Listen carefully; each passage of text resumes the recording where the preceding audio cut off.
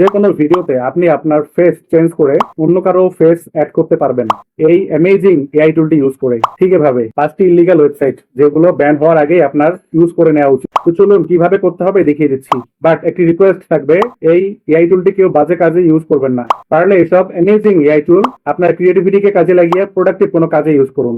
refresh.ai এই ওয়েবসাইটে চলে আসুন। এরপর একদম নিচে চলে আসবেন। এখানে দেখতে পারবেন সোয়াপ ফেসেস একটি অপশন আছে, এখানে ক্লিক করবেন।